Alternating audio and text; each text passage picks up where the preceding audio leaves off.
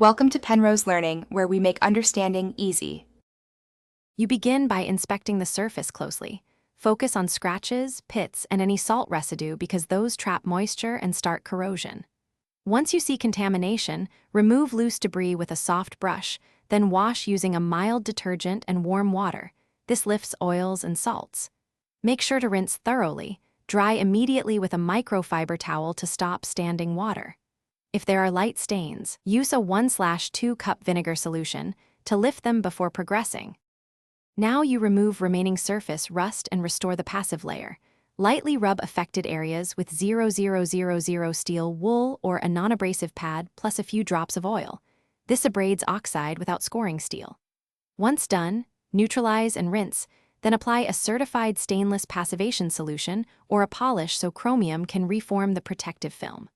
Make sure to follow cure times. For extra protection on outdoor items, apply a thin wax, silicone, or light machine oil. Finish by establishing a maintenance rhythm. Wash and dry periodically, more often near coastlines or chemicals, and reapply a protective coat when needed. Once routine is set, inspect joints and fasteners for trapped moisture and ensure different metals are electrically isolated to avoid galvanic corrosion.